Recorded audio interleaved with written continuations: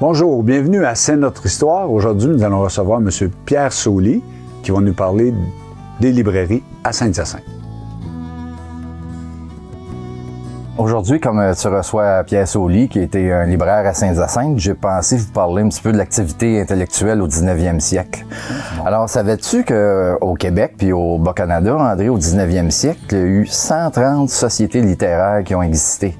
C'est quand même... C'est étonnant. C'est étonnant, hein? Alors, une des premières, pas une des premières, mais je te dirais, une intéressante, c'était l'Institut canadien qui a été fondé à Montréal en 1844. On a les frères Dessaulles, Louis-Antoine Dessaulles et Georges Casimir qui faisaient partie de l'Institut canadien, qui à une certaine époque, il y avait 700 membres qui étaient là.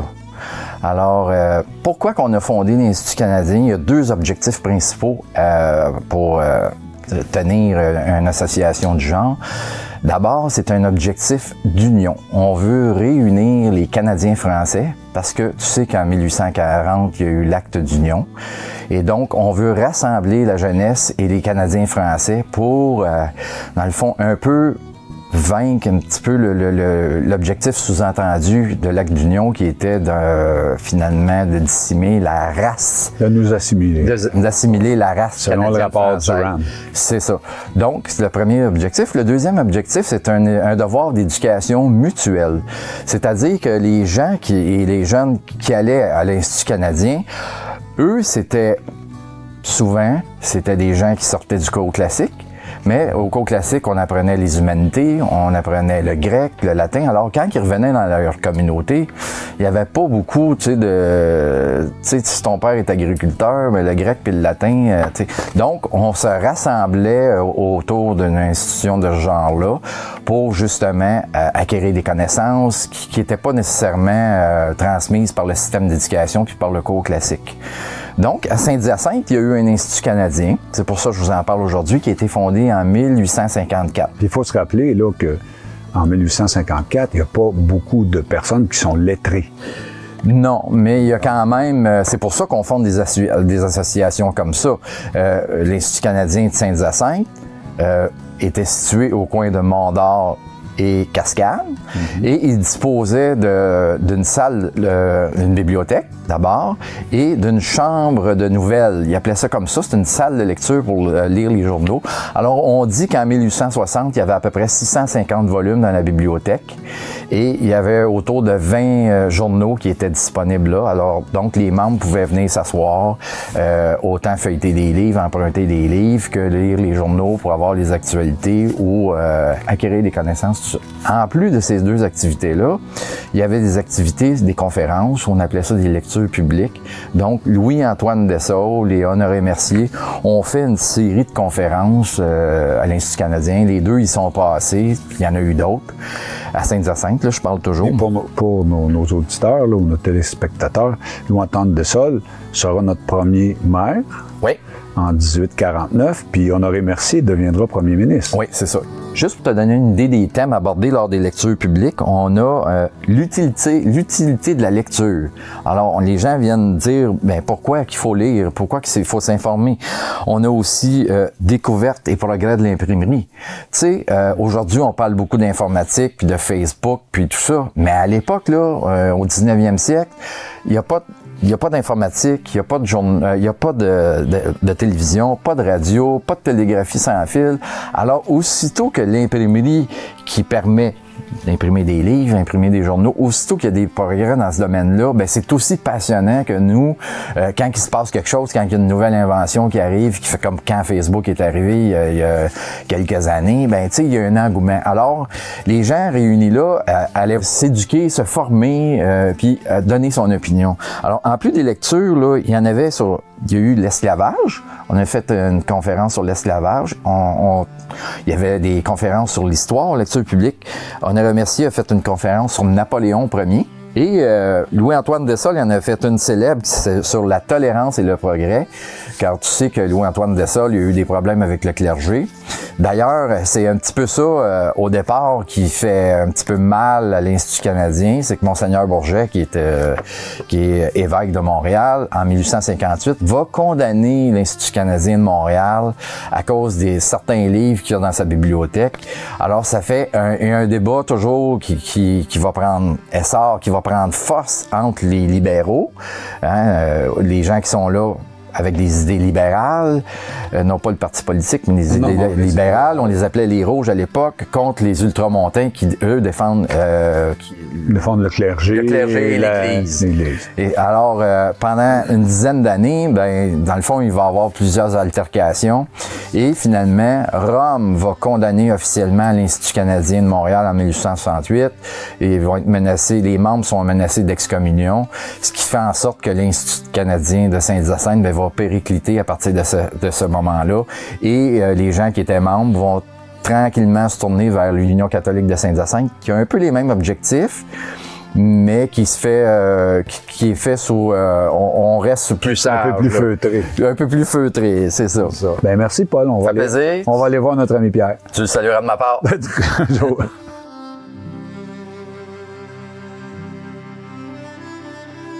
En fait, moi, si je remonte dans mes souvenirs de ma famille, je peux remonter jusqu'en 1872, où M. Euclide Richer, qui, soit dit en passant, était un zouave pontifical en plus, a fondé la librairie Richer en 1872. Et il a opéré ça ça a été la famille Richer jusqu'au moment où je l'ai acheté en 1977, ça veut dire 105 ans après. Et mes grands-parents sont arrivés comme compétiteurs de M. Richer en 1903. Ils avaient, à ce moment-là, acheté la librairie du beau-frère de M. Richer. Le beau-frère en question, ben, il se trouvait, lui, comme on disait à l'époque, il se trouvait bâtonné par Richer, parce que les Richer, c'était une famille importante et puissante à l'époque. C'est la famille de l'architecte aussi. C'est son père. C'est le père de l'architecte. C'est le père de l'architecte. Est-ce qu'on parle à ce moment-là, moi, petit garçon, je me souviens que la librairie Richer était au coin de Mont-d'Or. C'est ça. Je l'ai connu là, moi aussi. C'est là. Oui. Et la pharmacie, pas la pharmacie, mais la librairie de ton grand-père était... Deux, il y avait la pharmacie Ravenel entre les deux. C'est ça. Tout après. Maintenant, écoute, quand tu as connu là, Richer sur le coin, nous autres, c'était le 1440 des Cascades, mais il y avait eu plusieurs mutations. C'était une question de propriétaire. Mon grand-père était locataire sur le coin, au début de tout, là, où était Richer, mon grand-père a été locataire là. Je pense que Richer était à la Banque nationale, qui est aujourd'hui la Piazzetta. Et puis, à un moment donné, c'est venu à vendre, Richer l'a acheté. Puis mon grand-père est déménagé à côté. Alors, mais ça, c'est des bouts que j'ignore. Ce que je me souviens, c'est que l'édifice que mon grand-père a acheté appartenait à ce moment-là à l'évêché. Imagine-toi, ça s'était vendu 5 000 l'édifice à l'époque, en 1904-5. Et puis, ça s'était payé sur 5 000 $, 4 500 comptant, 500 $ d'hypothèque par rapport à la corporation épiscopale. Ton grand-père s'appelait comment? Émile. Émile. Puis lui, il est arrivé en 1903. Ben, il a acheté en 1903. Je ne sais pas exactement l'année où il est arrivé à Saint-Hyacinthe. Est-ce qu'il y avait une formation quelconque qui le préparait à... oui, il a travaillé, mon grand-père a travaillé pour une compagnie qui s'appelait Librairie Beauchemin, qui était là, la librairie à Montréal à l'époque. Il a travaillé aussi pour Guernsey Hamelin, qui était un compétiteur de la librairie Beauchemin. Et probablement qu'à un moment donné, il y a eu cette opportunité-là. C'était dans ses cordes. Parce que moi, ce qui m'interroge toujours, c'est qu'on est en 1903, il faut penser, 1903, c'est le Québec profond, là, c'est avant la Révolution tranquille. Et les gens, il n'y a pas grand monde qui sait lire et écrire. Non, écoute bien, il n'y a aucun éditeur au Québec. Moi, des souvenirs qu'on m'a racontés, parce que mon grand-père est mort en 1950, mais dans les années 20, là, il n'y avait pas d'éditeur au Québec. Il ne se publiait aucun livre au Québec. Alors, pour être capable de vendre des livres, une fois aux 2-3 ans, il prenait le bateau de ma grand-mère, puis il s'en allait en Europe acheter des livres, puis il achetait ça, puis il faisait livrer ça par bateau. Puis, écoute, il fallait que tu lises ce qu'il avait décidé, lui, d'acheter. Mais comme tu dis, la librairie comme telle, le livre comme tel, c'était pas très, très développé. Premièrement... Donc la business, elle est plutôt sur la... Lui, la business, mon grand-père, là, un petit peu de papeterie, mais particulièrement les articles religieux. Il faut se reporter là, dans les années 1900, c'était les articles religieux. Les chapelets, les missels, les statues, tous les articles religieux, les bénitiers. Là. Puis moi, quand mon père, là, il avait diminué ça un peu. Moi, quand je suis arrivé, bien évidemment, c'était à l'époque, je suis arrivé, moi... plus tard, dans les années 60. Oui, mais c'était la Révolution tranquille. Je suis arrivé en 1962. Donc moi, j'ai tout mis ça dehors, les articles religieux.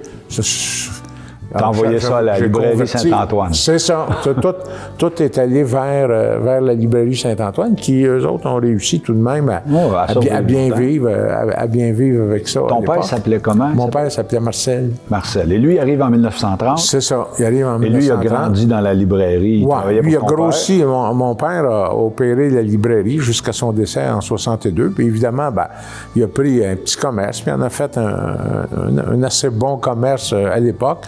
Puis en plus, pour arrondir ses fins de mois, il était ambitieux. Il avait parti l'imprimerie de Mignonne, qui était au coin de Saint-Antoine et Mondon, qui existe encore, je pense. Il est administré par la suite par les Choquettes. Il a vendu aux Choquettes. À ce moment-là, mais il a opéré ça pendant des années. La librairie et l'imprimerie, puis c'était relativement connexe parce que lui-ci avait commencé à développer la papeterie commerciale. Alors, pour vendre dans les usines l'imprimerie, en même temps, il vendait les différents articles de librairie. Donc, ton père arrive en 1930, oui. Et toi, tu es né dans les années 40. Moi, je suis né en 42. En 42. Toi, tu arrives dans la librairie que plus moi, tard. Oui. Parce que toi, tu vas faire des études. Oui, moi, je fais des études, mais moi, quand je suis arrivé, c'était un commerce qui était établi. Là. La librairie Sauly, en 62, elle existait depuis 59 ans. Alors, c'était un commerce établi. Alors, on avait comme compétiteur la librairie Richer, qui était à côté de chez nous, puis un petit peu dans le domaine religieux, ce qui en restait, là, c'était la librairie Saint-Antoine. C'était les trois seuls qui existaient à ce moment-là. Maintenant, on vendait le même genre de produits. Comme je te dis, dans ces années-là, quand je suis arrivé, moi, là, c'était l'article religieux qui était le gros, plus les manuels scolaires. Le gouvernement était un bon client. Là, on vendait tous les manuels scolaires dans les écoles de l'époque. Et pour les plus âgés, on vendait ce qu'on appelait les galettes, les cadeaux de récompense, les livres de récompense à la fin de l'année. Et puis, les commissions scolaires, à cette époque-là, même en 60, quand je suis arrivé, c'était pas une commission scolaire unifiée.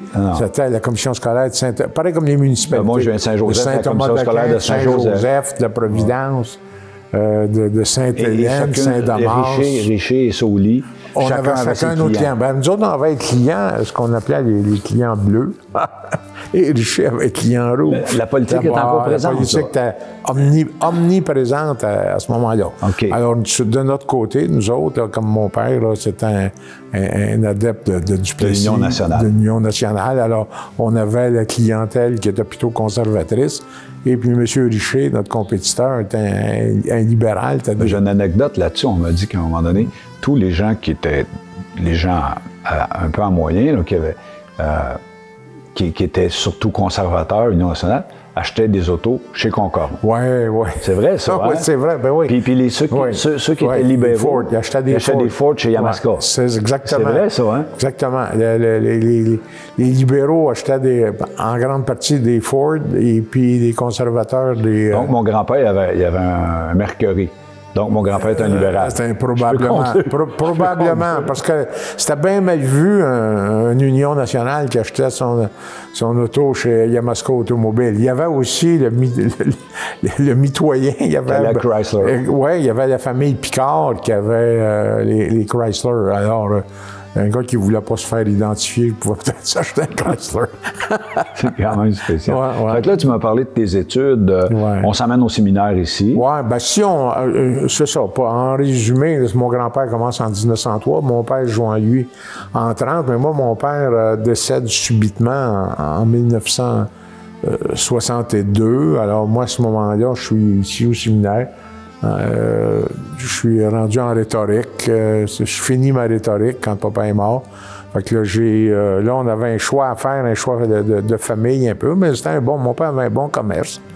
Alors, on a fait un petit conseil de famille. Mon frère Daniel était un petit peu plus jeune que moi. J'avais 19 ans, puis lui, il en avait 16. Alors, ils ont jugé qu'il était trop jeune. Mon frère plus âgé, Hubert, était reçu dentiste. Et puis, ma sœur était mariée avec un nommé Egan, Peter Egan, qui était le fils de John Egan, qui dirigeait la Gautam. Pour ceux qui ont un certain âge vont se souvenir de ça. John G. Egan, un colosse.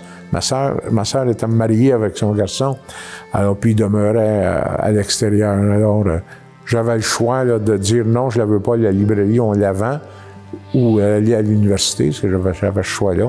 Puis finalement, j'aimais le commerce, j'aimais le monde, tout ça, j'ai décidé de poursuivre le commerce de mon père, ce que je jamais regretté d'ailleurs. Mais quand tu nous dis, tu n'es pas allé à l'université, mais faut que le monde... fait tout mon cours classique. Mais c'est ça, il faut que le monde comprenne qu'on est en 62, d'aller au cours classique. Je pense qu'à ce moment-là, le cours classique était affilié avec l'Université de Montréal et vous receviez des bacs essors. C'est ça. Donc c'est à quelque part une sorte de formation universitaire. Oui. Écoute, ça durait 8 ans. Ça durait 8 ans. On sortait de là, on avait 20-21 ans du cours classique. Là. Et puis, c'est certain qu'on en savait autant là, après notre cours classique que quelqu'un qui finit son cégep en littérature. Peut-être pas plus, mais au moins autant. Moi, je pense que c'est autant. Peut-être plus. Alors, évidemment, c'était le système de l'époque. On allait à l'université après notre cours classique, où là, on pouvait choisir, dépendant de nos capacités et de nos intérêts, on pouvait décider d'aller en médecine, en art dentaire, en avocat, en droit, en tout cas. C'était le début des années 60, c'était le début du service social. Ceux qui voulaient étudier en service social, il y a plusieurs de mes collègues. Ça commençait? Oui. La comptabilité, comptable, c'était très, très populaire aussi. Puis j'ai eu des confrères célèbres. Donc, toi, en 62... Ton père décède. Ton grand-père vient de décéder. Ça fait Mon grand-père est mort en 50, lui. OK. Ton grand-père est pas là. Le conseil de famille dit, vous décidez que c'est Pierre qui va construire, mais là, tu es en cours, tu n'as pas terminé tes études. Non, là, je suis en rhétorique. J'ai fait 2 années pour terminer mes études, ce qu'on appelait dans le temps les philo, là, philosophie 1, philosophie 2. Mais en même temps, j'ai aidé ma mère, qui écoute bien, qui n'avait jamais opéré et qui ne connaissait pas le commerce. D'ailleurs, comme moi, je ne connaissais pas le commerce. J'avais du bagou, comme on dit. Je voulais de la passion, mais je n'étais pas formé là, pour faire un commerçant. Mais on apprend. Quand tu es pris, tu apprends vite. Alors, ça n'a pas été long que j'ai... Mais tu avais le nom sous le lit. Puis ça, déjà, je pense, ça sécurise les gens. Aussi, puis j'étais ambitieux, travaillant. Ça fait que j'ai pris le commerce... Je te donnais un exemple. J'ai pris le commerce de mon père. On vendait 137 000 ou 147 000 $. L'argent du temps, c'était peut-être comme 1 million aujourd'hui, mais quand je l'ai laissé, quand je l'ai vendu en 1982, excuse-moi, en 2002. J'ai vendu, mais on vendait... Non, en 2002, j'ai vendu la fourniture de bureau de Denis à Montréal. OK. Et... ça, c'était ma partie commerciale. Alors, j'avais Saint-Hyacinthe et Belleuil et j'ai gardé le centre d'achat que j'ai vendu 2 ans plus tard à Pierre Bienvenu, librairie de Daigneault. Mais quand j'ai vendu mon commerce, on vendait des millions et des millions. C'était rendu Donc, à partir de 62, tu es là, tu es à temps plein à partir de 64. C'est ça, à peu près. Tu continues toujours à t'impliquer dans la ville, à tous les niveaux. Mais tu sais que l'implication, c'est bon pour nous, puis ça nous donne de l'énergie, mais en plus, ça nous donne un réseau de gens, puis ça fait des clients. Puis ça, tu avais compris, tu avais déjà tout compris ça. Oui, puis j'étais très impliqué au municipal particulièrement. Je pense qu'en 1969, je n'étais pas vieux, là, je m'étais présenté comme échevin contre Mac Gladieux. Je ne sais pas si ça te dit quelque chose. Mac Gladieux, c'était un monsieur qui avait courtier en valeur mobilière. Courtier en valeur mobilière, puis il souffrait de poliomyélite, alors il avait beaucoup de difficultés à marcher. Et puis, en tout cas, je m'étais fait battre par 10-11 votes parce que Marc, c'était un bon gars, mais il attirait la sympathie. Encore, je me souviens de l'élection. Et en tout cas, j'ai perdu mes élections, mais ça ne m'avait pas dérangé, pas de miette. On aurait dit que j'étais faite pour faire la politique. La défaite ne m'avait pas marqué. J'ai continué à grossir mon commerce. À un moment donné, je suis devenu président de ce qu'aujourd'hui de Novexco, qui est Sopa et Novexco, qui était le regroupement un peu comme Rona, si tu veux, de tous les libraires du Québec. J'ai été président pendant plusieurs années. C'est la Révolution tranquille. Ouais. Les jeunes commencent, il arrive le rapport parent. Ouais. Les jeunes peuvent étudier maintenant. Ouais. Et donc là, la librairie change un peu. C'est plus juste des équipements de bureau. C'est plus juste de la papeterie. C'est aussi des livres. C'est beaucoup des livres de scolaires, des livres, des romans, des essais. Alors, en 1960, la Révolution tranquille, ça a modifié le paysage économique, culturel. Ça a modifié le Québec. C'est aussi l'arrivée des bébés-boomers. Oui. Tu sais, c'est le début où on a commencé ce qui arrive aujourd'hui, la séparation de l'État et de l'Église. Ça a commencé à peu près en 1960. Alors, là, l'éducation a changé. Tout a changé, la politique a changé, on ne voyait plus la vie de la même façon. Alors, c'était la fin de l'ère Duplessis qui avait été là. Il y avait des mouvements comme les mouvements hippies, etc. C'est une réaction à ça. C'est ça. Puis tu sais, Duplessis travaillait lui en étroite collaboration avec le clergé. Alors, écoute bien, il a été là pendant une vingtaine d'années, mais seulement ça ne faisait pas évoluer le Québec très, très rapidement. Alors, à partir de 60, ça a évolué rapidement. Peut-être trop rapidement par moment. Des bonhommes comme Le Sage, Lévesque, puis Paul Gérin-Lajoie. Oui, Gérin-Lajoie a modifié complètement le système d'éducation au Québec. Quand est arrivé la fin des cours classiques, le début des cégeps, puis a modifié la façon de procéder au secondaire. Les universités du Québec à Montréal, à Trois-Rivières, à Chicoutimi. En tout cas, là, ça a été une éclosion, évidemment, bénéfique pour l'ensemble du Québec. Le Québec est un Québec terrien, pas très renseigné, qui est devenu un Québec, on le voit aujourd'hui, il n'y a pas de sphère d'activité où il n'y a pas de Québécois qui réussissent au niveau international, qui sont reconnus au niveau international, que ce soit dans la recherche, le sport, les arts. Ça a été réellement une révolution tranquille. Ce que vous vendiez le plus, c'est plus la même chose qui se vendait le plus. Non. Mais comme au centre d'achat, on avait un assez bon département de livres. Évidemment, pour vivre au Québec, particulièrement dans un petit centre, puis même à Montréal, c'est très difficile pour cette catégorie de libraires-là, ne vendre que du livre à Saint-Hyacinthe. En tout cas, je ne dis pas que c'est impossible, mais ça demeure, dans ma tête, un commerce très marginal. Alors, c'est pour ça qu'il fallait ajouter toutes sortes de choses alentour. Puis, ça vaut encore aujourd'hui. Vous allez chez Renaud-Bré à Montréal ou aux Galeries Saint-Bruno, promenade Saint-Bruno, vous allez voir qu'il y a toutes sortes de choses, Renaud-Bré. Il y a beaucoup de livres, mais il n'y a pas juste ça. Et alors, tu as besoin de compléments pour, à un moment donné, avoir une rentabilité. Parce que c'est beau le livre, ça fait rêver les gens, parce que c'est un commerce, comme on dit, d'intellectuel, un commerce culturel, propre. Pas les mains, là. Puis tu fais affaire normalement avec des gens intelligents, puis cultivés, qui aiment en connaître plus. Mais ça, c'est le beau côté. Mais l'autre côté, c'est qu'il faut que tu paies ton loyer, il faut que tu payes tes employés, puis bon, ainsi de suite. Alors, puis la suite, là, il y a eu le passage dans les équipements de bureau.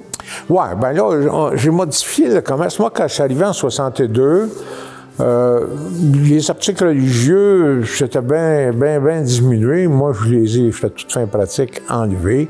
L'éducation, les livres, c'est devenu gratuit. Alors, il fallait faire affaire avec le gouvernement. C'était des soumissions. Il fallait aller c'est ça. C'était beaucoup plus compliqué. Là, moi, j'ai pris le grand virage commercial. Là, j'ai décidé, j'allais partout vendre, voir les gérants d'usines, les bureaux d'avocats, de notaires, de médecins. Et puis, j'offrais nos services. Puis là, j'ai développé réellement une très bonne business. Puis comme j'avais beaucoup de demandes dans ce genre de produits-là, J'ai décidé d'acheter dans le temps équipement de bureau Mascoutin. Alors, eux vendaient... EBM, c'est ça, vendaient du meuble de bureau. Ça appartenait à Gilles Goyette et Claude Bellavance. Bellavance, c'est en venu avec moi, puis c'est lui qui gérait cette division-là, Claude. Et puis, il y avait des photocopieurs, il y avait des dactylos, ainsi de suite. Et bien, ça se mêlait très, très, très bien à... Ça complétait. À compléter. Et ça a été un gros succès. Oui, on a grossi. Puis, à un moment donné, ben, je suis déménagé du 1440 des Cascades au 1312, où est aujourd'hui l'AMI. Puis... La fin, là, finalement. Bien, avant d'arriver à la fin, je te dirais que avant d'arriver à la fin, là, j'ai eu une période d'expansion pour moi, là, hors de l'ordinaire, à peu près en 1977. En 1977, là, j'ai acheté la librairie Richer, qui était mon compétiteur. Le commerce, la bâtisse. À la fin de l'année, la même année, 77, j'ai ouvert un commerce plus grand que le mien à Saint-Hyacinthe, à Belleuil, qui fait un succès. Et c'est mon neveu par alliance qui travaillait pour moi, que j'ai mis gérant là, puis je l'ai appelé le commerce à son nom. C'était pas lui qui était l'actionnaire majoritaire. Alors, il l'a développé, puis ça a bien été. Et un an plus tard, est arrivée l'opportunité, là, à peu près en 1979-80, l'opportunité d'ouvrir au centre d'achat. Fait qu'en 3 ans, tu comprends que là je m'étais quasiment étouffé. Là, tu sais, écoute, 2 ouvertures, une acquisition. Et, un petit peu pas chanceux, bad lucké, les taux d'intérêt, 13, 14, 15, 17, 18 Je vais être honnête avec toi, André, si j'avais pas eu un bon gérant de banque, j'aurais levé les pattes parce que là, il n'y a plus rien des pronostics qu'on se faisait qui tenaient. Par contre, le pendant de ça, bien là, il est arrivé une inflation galopante. Alors, qui profitait de l'inflation? Ceux qui avaient des biens. Quand tu n'as rien d'inflation, ça fait juste nuire, ça coûte plus cher. Mais quand tu as des biens, ce qui vaut 1 pièce aujourd'hui, valait 1 pièce et quart, 1 pièce et demie, ça a quasiment, dans l'espace de 3 ans, là, les taux d'intérêt tellement chers que la valeur de nos inventaires ont doublé. Alors, tout ça, ça s'est stabilisé. Les banquiers ont été rassurés. Puis là, après ça, bon, on a connu là, une période réellement de beau succès, jusqu'à, je te dirais, en 1988-89, où il y a eu une autre crise économique. Et puis là, ça a été plus difficile. C'était plus difficile de mener notre affaire. Puis est arrivé de la grosse compétition, dont Bureau en gros, qui, moi, me frappait dans le cœur de ma business. Alors, qu'est-ce qui arrivait? C'est que pour maintenir mon chiffre d'affaires, on devait baisser les prix, s'accoter avec Bureau en gros. Mais tu sais, on était le petit Canadien français, je faisais la livraison gratuite, je faisais le crédit, je faisais toutes ces choses-là, puis il fallait que je donne les mêmes prix. Alors mes marges de profit ont fondu de 10-12 % dans l'espace de 2 ans. Fait que là, on avait un gros volume, mais on faisait quasiment plus de profit. Le profit est terminé. Alors, j'ai réussi à toffer ça là, une couple d'années, mais en 2002, est arrivée l'opportunité de fourniture Bureau Denis qui m'offrait un prix très intéressant pour mon fonds de commerce, juste la partie commerciale. Alors, c'est pour ça que j'avais gardé le centre d'achat. Alors, j'ai vendu la fourniture de Bureau Denis.